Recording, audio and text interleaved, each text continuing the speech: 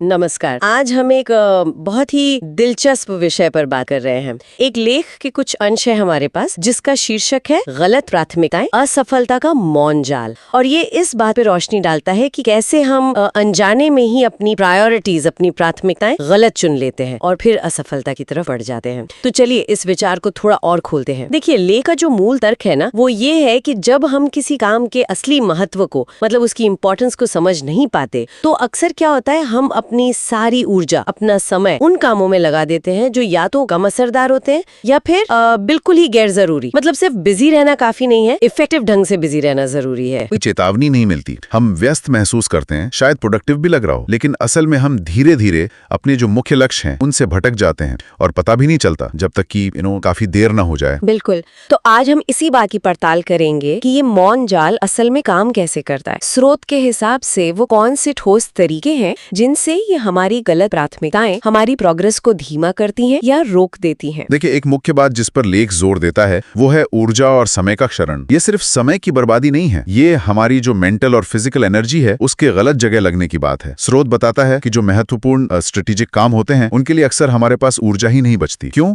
क्योंकि हम दिन भर छोटी छोटी कम महत्व की चीजों से जूझते रहते हैं। इसे एक तरह का व्यस्तता का भ्रम भी कह सकते हैं। हाँ, और ये व्यस्तता का भ्रम ये हमें एक तात्कालिकता के जाल में फंसा देता है ना।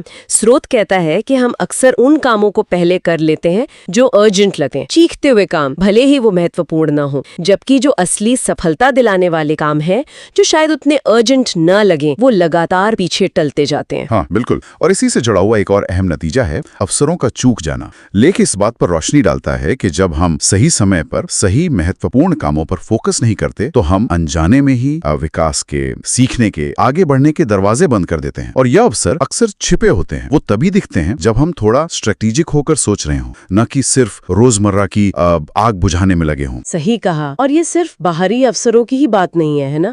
स्रोत ये भी बताता है कि इसका हमारे मानसिक स्वास्थ्य पर भी गहरा असर पड़ता है। लगातार ऐसे कामों में उलझे रहना जिनका असर कम हो, उससे एक तरह की निराशा, एक थकावट पैदा होती है। ऐसा लगता है जैसे हम एक ही जगह पर दौड़ रहे हैं। वो जो कहते हैं ना अंग्रेजी में running on a hamster wheel, ये बर्नआउट का एक बड़ा कारण बन सकता है, मुझे लगता है। बिल्कुल। और अगर हम इसे थोड़ी बड़ी तस्वीर में देखें तो स्रोत का जो निष्कर्ष है वो बहुत सोचने लायक है। लेख का तर्क है कि असली सफलता या प्रभावशालीता वो सिर्फ ये जानने में नहीं है कि क्या करना है, बल्कि उससे कहीं ज्यादा ये समझने में है कि पहले क्या करना है। प्रायोरिटी तय करने की जो क्षमता है, यही वो चीज है जो साधारण व्यस्तता और वास्तविक प्रगति के बीच का अंतर तय करती है। और स्रोत के अनुसार यही वो स्किल है जिसे हम अक्सर नजरअंदाज कर देते हैं। तो संक्षेप में कहें तो इस लेख से हमने जो मुख्य बातें समझी वो ये है, गलत प्राथमिकताएं एक मौन जाल की तरह है। ये हमारी ऊर्जा चूस लेती हैं, जरूरी कामों को पीछे धकेल देती हैं, विकास के मौके छीन लेती हैं और हाँ, हमें मानसिक रूप से थका भी देती हैं। ये सफलता की राह में एक न दिखने वाली पर बहुत शक्तिशाली बाधा है। बिल्कुल सही कहा आपने।